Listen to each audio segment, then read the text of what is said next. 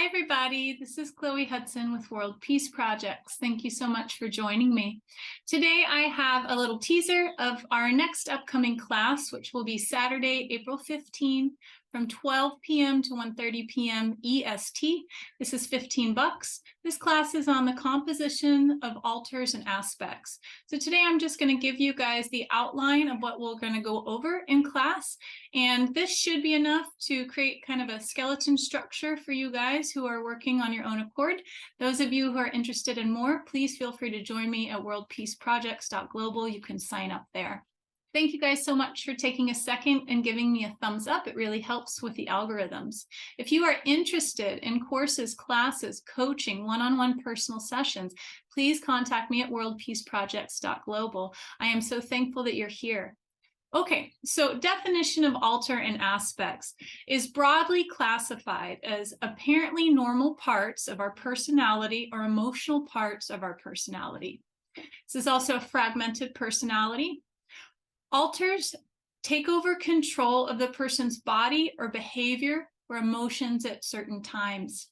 And each alter and aspect can function independently. So what we're talking about here is like a subset of our shadow characteristics. Now, I obtained this information from traumadissociation.com/alters. Now, driving forces and triggers of alters. This can be anything from memories, feelings, thoughts, objects and people, etc., that spark intense negative emotions and can be extremely challenging to cope with on a daily basis. This comes from ridgeviewhospital.net. Anchors, which are fracture points or timestamps of alters. These are the moments and the place in space-time when and where the emotional wound and the misdirected neural pathways were formed. Because when we go through trauma and fracturing and upsets, whether it be extreme, physical, psychological, sexual violence, or this can simply be a moment in time as a child where you were sensitive, something happened, someone did something, and it was just enough to anchor in your vulnerability a wound that kind of spilled out into the rest of your life and started to shift the way you react or respond when that same scenario or same statement or same person comes forward to you. Dissociation is a huge component of alters and aspects. There will always be a level of dissociation present in order for the alter and aspect to come forward. Dissociation is a mental process where a person disconnects from their thoughts, feelings, memories, or sense of identity. And dissociation is important to catch when this is happening so we can help bring ourselves back. That definition comes from betterhealth.vic.gov.au. With alters and aspects, there's always an emotional or a mental hijack or overhaul. When in dissociated and triggered state, the alters take control of our emotional response, our reasoning ability, and our thought processes. The alter will act in accordance with refortifying the loop pattern. So whatever this unhealthy cycle is that the alter is driving forward, you're seeing some pattern in your life, something continues to happen, you're always having outbursts or reacting in a certain way that, otherwise seems very uncharacteristic of your norm. That's how you start to pinpoint the alter and the aspects. Their proclivities and propensities will be a subset of the characteristics and identifiers of the fracture personality. So this will be something that doesn't seem like you in the norm, but these come out when you're triggered. These subpersonality traits will have markers and qualities indicative of the subconscious shadow pattern. This is when kind of in hindsight, you look back and you're like, my God, I did that again. Or why do I always act like that? Why do I always say that? There's some level of discomfort in the way you acted because it doesn't seem like your usual, but it happens. At times you get triggered and you can act a certain way or you can't filter it, what have you. Now, the power of magnetism is huge to understand in regard to alters and aspects because we are always experiencing attraction and magnetism in the laws of nature. So for the alters and aspects, they're able to generate a very strong subconscious magnetism through habitual looping cycles. They will attract and be attracted to complementary energies that proliferate the loop pattern. And this is, easy one here is like you attract somebody, maybe it's intimate relationship into your life, and quickly enough you find that the characteristics in which you are attracted to are also the ones that are pushing you away, because our shadows are attracted to shadow in an effort to heal the issues, right? Now, alters and aspects have their own very specific bubble of experience or relativity. The aspect exists within an isolated microcosm of severely limited experiences. Therefore, the experience of the trauma is all that exists, and it is all-encompassing, because even in the word, we call them, fractures. So this experience of trauma fractured your holistic self. And now the aspect or alter only has reference point of whatever they experienced within that fracture, Groundhog's Day, looping. So the intensity of their reactions will reflect this embedding, because for them, that's all there is. Their entire experience, their entire reality revolves around that moment in time when the trauma happened. That's all they know, that's all they have. There is a big level of embedding that happens here with alters and aspects. So their survival relies on them anchoring deeper into your being. The deeper that they can anchor into your core, the long-standing, they have to exist and be less threatened by you maybe trying to do this work and integrate them. Everything they do will be designed to embed deeper into your subconscious, because they're in survival mode. They're protecting themselves. Now, there's always going to be relationships and dynamics with other alters. So aspects and alters may be in cahoots with each other, or simply accessing the same trauma that's happened in your totality. Often these aspects and alters are interplay with each other. They're entangled through this common core wound. So it could be that you find that an alter is dominant to another. Maybe one is enslaved to another. Maybe submissive of or aligned with each other, because they're all simply working to keep their existence and their survival alive. And sometimes they need to team up or, control another alter that may be subversive to their objective, right? Now, often when we talk about alters and aspects, people think of severe covert trauma. It's not what we're talking about here. I'm talking about the everyday, all humans have shadow alters and aspects experiences, because we've all got our relative experience of trauma and wounds. Though, anywhere that we have fracture points, we are highly susceptible to demonic entity, implant, or tech, transfer, enslavement, and propagation of these energies or techs. So trauma and core wounds are always access points for low-level interference. The alters may also be possessed or oppressed by these entities or techs or what have you, because the entities and the lower shadow level beings and energies, what have you, are always looking for somewhere to anchor. And of course, their most efficient place is going to be in your trauma, in your wounding. So it's a great place to look when you're trying to uproot any of these possible interferences. Alters and aspects have a very strong relationship with your bodily systems. We're a holistic being, right? I have symbiotic holistic makeup. My systems work together to function properly. So often there's a chain of events that happens where when one thing's, off kilter, it's going to show up in different places in my being, in my body. The aspects are always affecting several, if not all, of your bodies and systems. Absolutes here, they will be affecting your psychological body, energetic, emotional, mental, neurological, because there's always neuro repatterning when there's fracture points in trauma. They are living in your subconscious being, and they're coming up, they're bubbling up to the surface to affect your conscious being.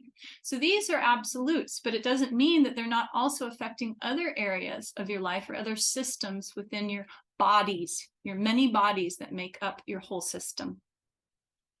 They have parallel belief systems. There are packets of storage. So I often explain a belief system is an umbrella of experiences, thoughts, feelings, and reasonings that make up the entire system. So we have to unpack the whole umbrella to, disengage these belief systems. They are designed at the fracture point. So these specific belief systems start formulating once the fracture and the trauma happens. These will be relative to the point of view of the aspect from the space-time anchor or the fracture point.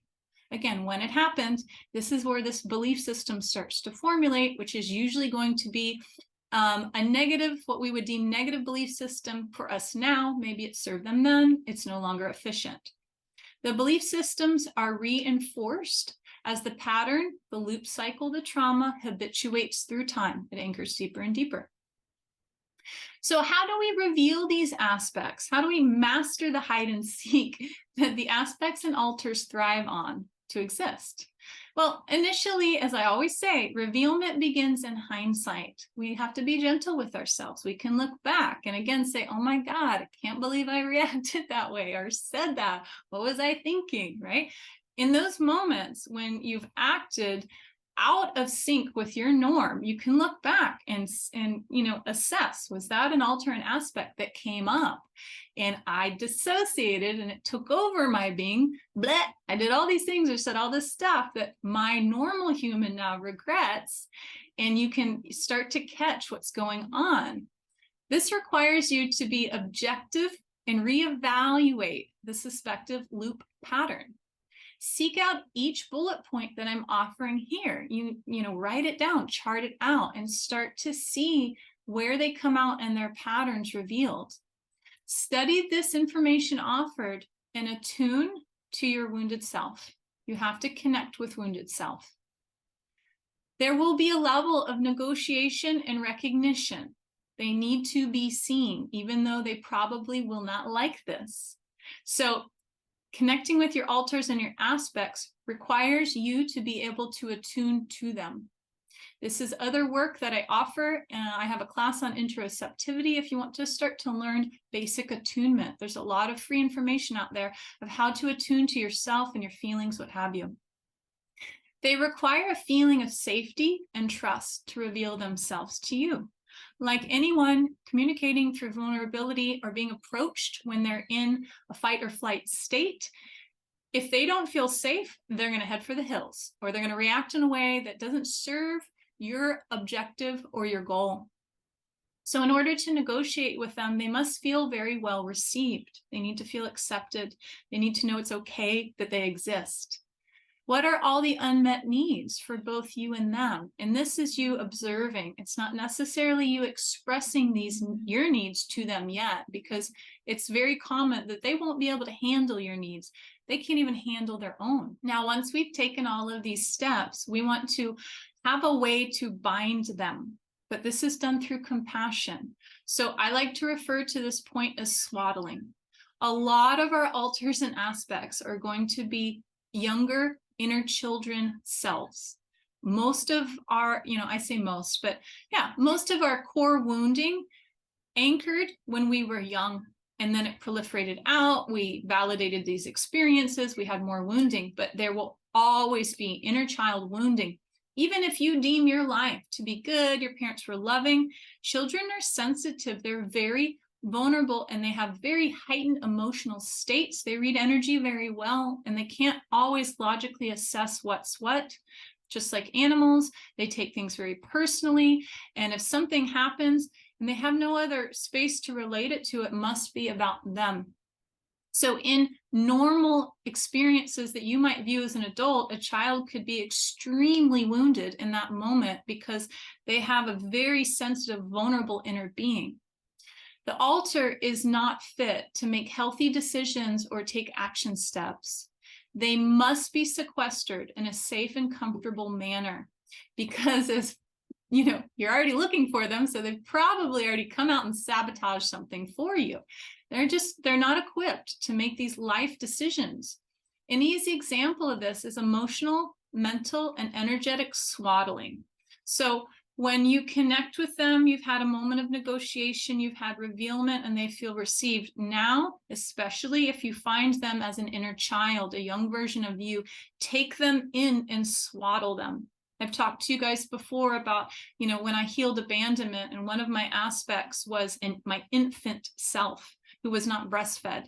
So every time she would come up, or I would be able to register that she's up and in her panic mode, I would swaddle her and offer her the divine bosom.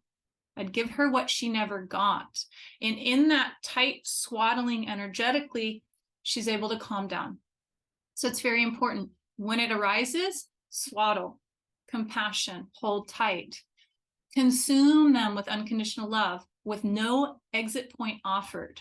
They can't get away. They're safe here, even if they struggle, but they know they're safe.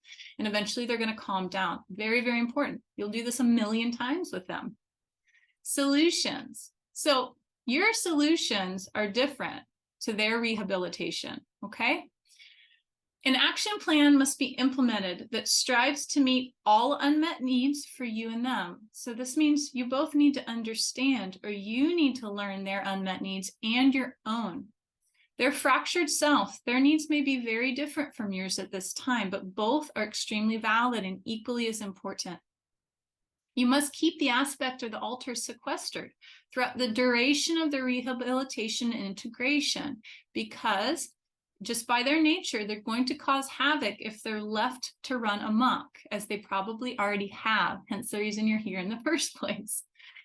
Now, this repatterns healthy engagement within your situation and your reality, because once you start taking command, you keep them sequestered, but you're also showing them that you're working with them, you're meeting their needs, and you're meeting your needs. They start to get that they're not alpha, right? You're alpha, you're lovingly alpha, and you can start to take back command of your reality and situation so that things don't seem so haywire or unpredictable in regard to how you're going to react or experience them.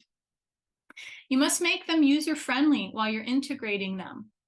Healthy, continuous attention and space held. It's very important while you're communicating and connecting with alters and aspects that you give them continuous attention and you hold space, because they're always in this state of trauma and upset. And the more energy and time and focus and healthy attention and needs met they receive, the quicker they're going to rehabilitate.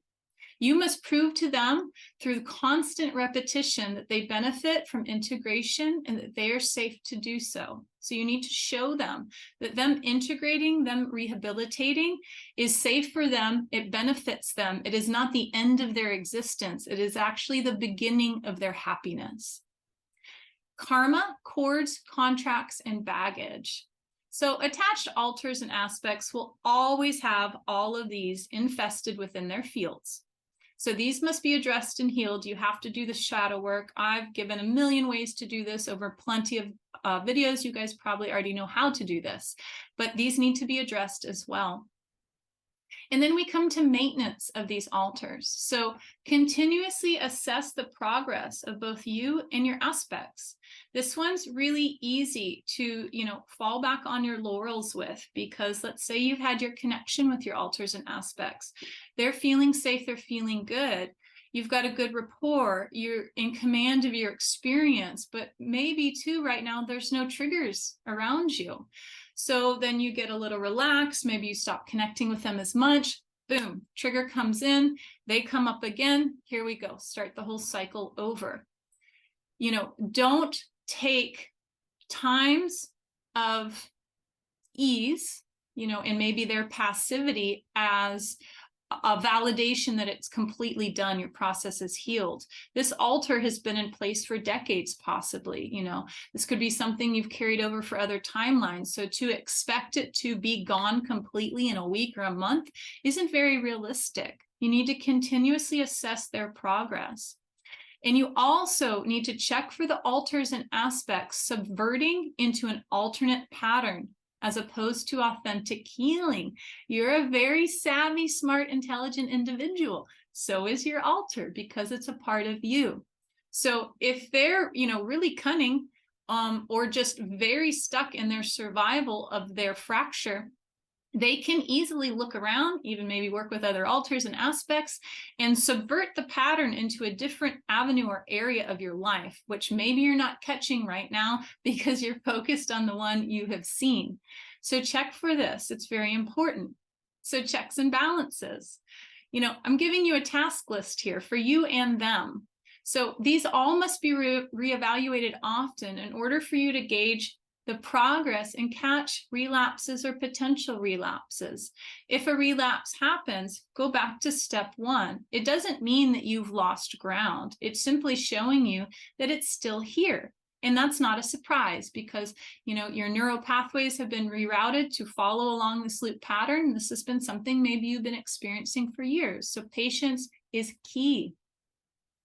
There are psychological ramifications here. It is very common that people are still susceptible to falling back into the loop patterns and pathological psychological tendencies. So, I always talk about our work here is a marathon. It is not a sprint. And it can be easy to pull on and communicate and connect with an alter and aspect, but not see the forest for the trees because maybe we're still engaged in the loop pattern. Maybe we're only getting a layer of it right now. This isn't the full thing. And we've habituated these patterns or tendencies or ways of interacting or attracting certain people for a very long time. So, the roots have kind of spread out. They may be really small, but they're still there.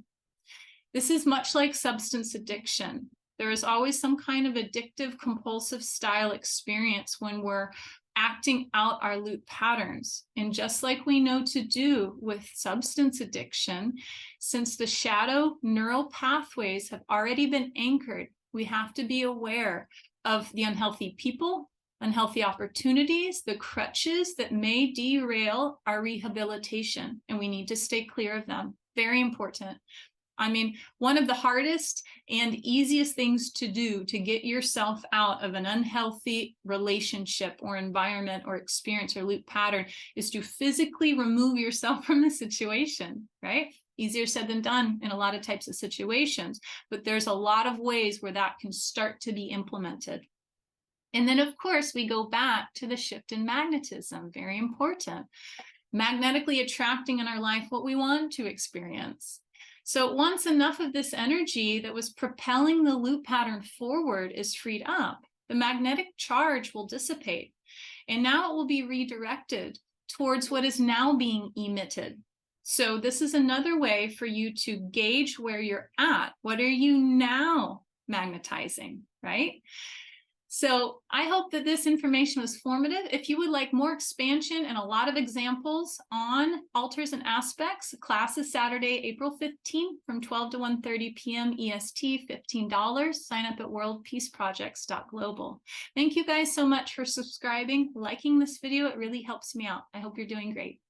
Bye.